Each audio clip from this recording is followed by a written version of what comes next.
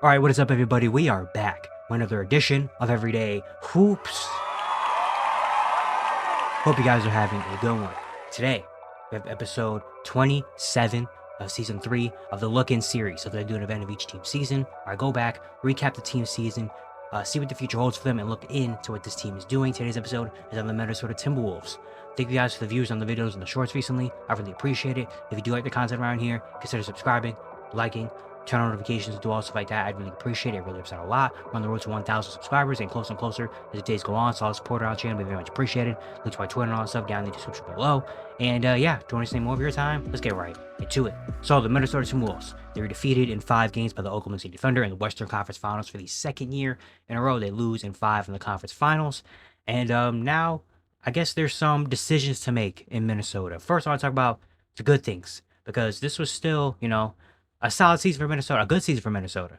I mean, the regular season wasn't as great as we expected it to be. Last year, they were a 50-plus win team. They were in contention for number 1 seed all season.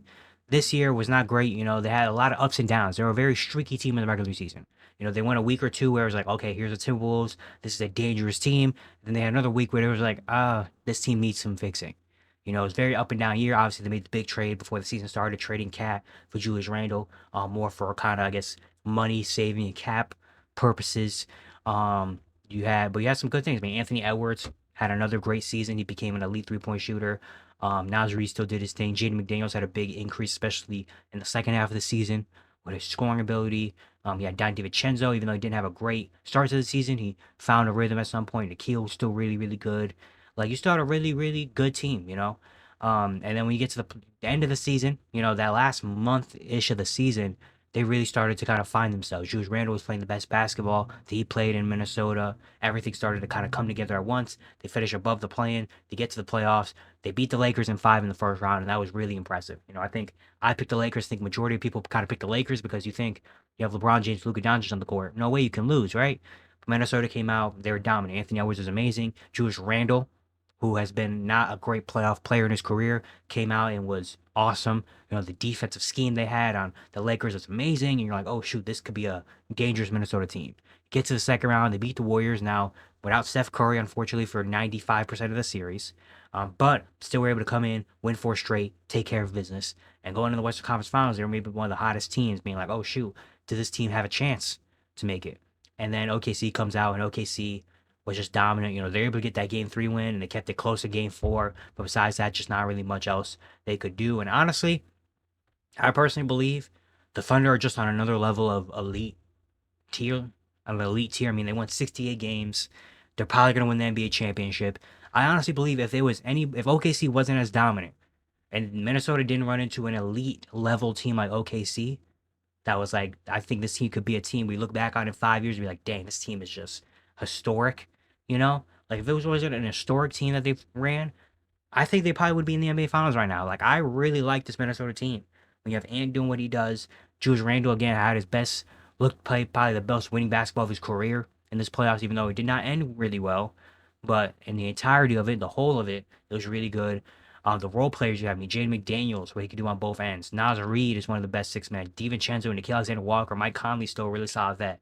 The only thing that didn't really go well, Rudy Gobert, I mean, he had that one game against the Lakers in game 5 where he had a 2020 game, but besides that, not really much else. I mean, even Terrence Shannon Jr.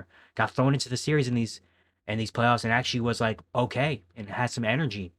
So, like, I really like this Minnesota team. Unfortunate that they kind of just ran into a behemoth of a team in OKC that's just on another level of historic and probably going to be the NBA champions in another week or two. But now we look at the future. What this Minnesota Timberwolves team can look like next year and in the future. The good thing is, I mean, this is still a really good team. Anthony Edwards is only 23 years old and has already led you to 2 Western Conference Finals. So the good thing is, Anthony Edwards is starting to become one of those players where if you have him in the playoffs, you're going to go far. Like what Luka Doncic had to become, and what Jason Tatum is and stuff. And what looks like Tyrese Halliburton is going to be, like, guys that when you get to the playoffs, you feel comfortable. Like, he's our number 1. He's going to be able to do amazing things. He's going to be able to put us on our backs, put us on their backs sometimes, and you're gonna have a shot in every series because you have him. And Anthony Edwards is starting to become one of those players that, like, if you have him in a series, you're gonna have at least a chance. Like, he's just one of those guys. But the real question is what's going to be around Anthony Edwards for the next coming years. Again, the last 2 years have been really good. Last year they're in the Western Conference Finals. This year Western Conference Finals. They have a good, nucleus. They have some really good role players built on a defensive infrastructure. But this offseason potentially could change some things. Julius Randle has a player option, and now after this playoff, before this playoff run, it was really like interesting. Like, what is Julius Randle going to be? Is he going to have to come back on a small deal with Minnesota? Or is he just going to be a 1 year rental and then he's going to go somewhere else that another team is going to pay him a lot of money? What is that team with the new second apron? Is anybody going to be willing to pay Julius Randle money for a guy that hasn't really had a good playoff, a winning history? And then he had this playoff run. And it's like, dang, maybe Julius Randle has kind of a home here in Minnesota. Maybe he does. Who knows? Naz Reid has a player option. He has become one of the best six man. He's one of the most beloved fan favorites in Minnesota. And even had a quote the other day that said, I want to be a starter, but I also want to come back here. So Naz Reid's future kind of up in the air. Is he going to come back on a team-friendly deal maybe to stay in Minnesota where he's beloved? Or, I expect a team or two to offer him some money to be a starter. So maybe he comes back. Nickeil Alexander-Walker is a free agent, full-on free agent, and he has become one of the better role players in the game. So there's I think, a really good chance that Nickeil Alexander-Walker is not back next year. Which well-deserved. I mean, he deserves to get paid. He's really transformed himself to a premium role player. And if Nickeil leaves, Naz Reid leaves, you have some questions. The good thing is maybe they have. I mean, Terrence Shannon Jr. has shown maybe in this playoff run that he can maybe step up and take Nickeil's role next year. Maybe not the exact same, but maybe could be a good role player. You still have guys like Dante still up here next year. Jaden McDaniels already got paid. Rudy Gobert is still on the contract, and he's probably gonna have to stay here because I don't know who's taking Rudy Gobert right now. But there could be some changes coming to some of the things on this team next season.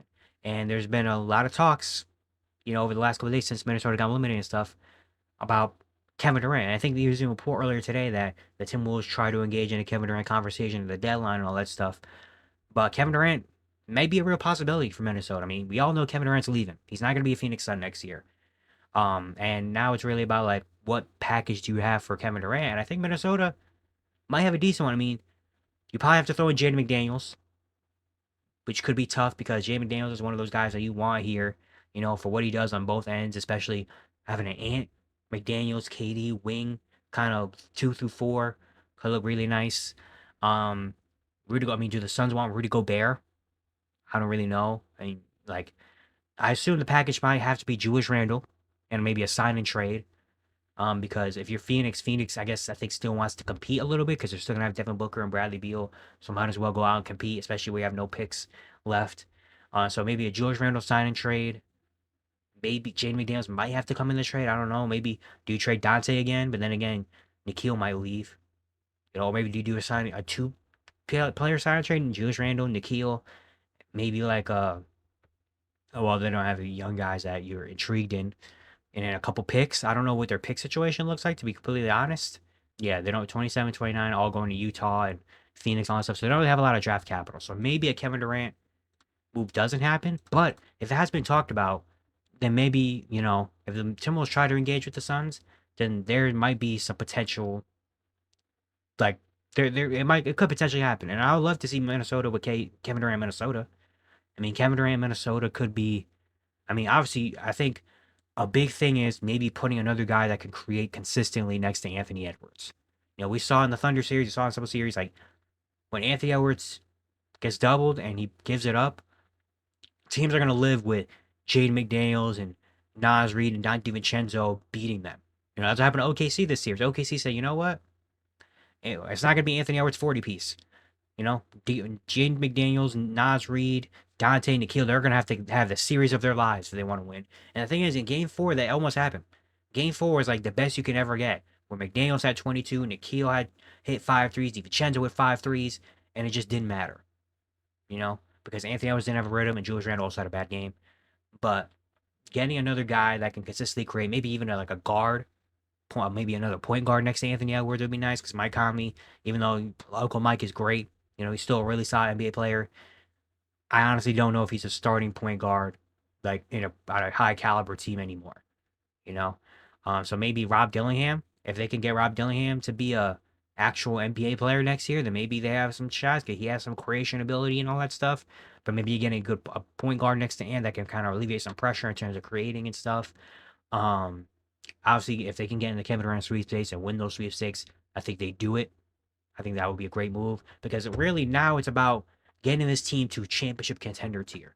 We've already seen that the past 2 years, this team is really good. And I expect this team to come out next year and be a 48 to 50 plus win team next year and be in the mix for a Western Conference Finals appearance again next season.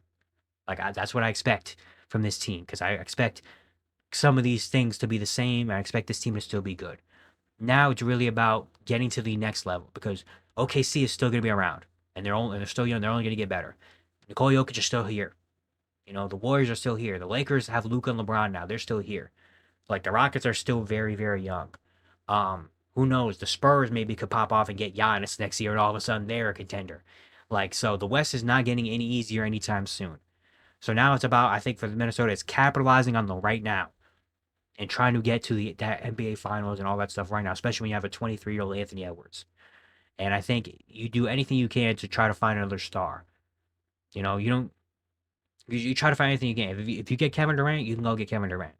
You do that. But if not, then I assume the team's probably gonna look the same because I don't know what other star. I don't know if they can get in on the Giannis sweepstakes. Because the Bucks GM already came out and kind of said like, "Hey, we're not just giving up Giannis. We're going to get anything possible. We're gutting your team to get Giannis." And I don't know if Minnesota has the capabilities of doing that. But if you can't get Kevin Durant, you can't get another star. Just come back. I mean, I wouldn't mind seeing Julius Randle back on this team next season. I wouldn't mind seeing this team kind of back together again and going for another run at it. Maybe with little improvements, little small snipes of improvements here and there. I wouldn't mind it because, again, I think this is a really, really good team. And I do honestly believe if they didn't run into a behemoth of an OKC team, this would be our Western Conference champion. This would be our team representing the NBA Finals because they are that good. They have the star. They have the other surrounding pieces. They have the role players. They have they have it. They really do.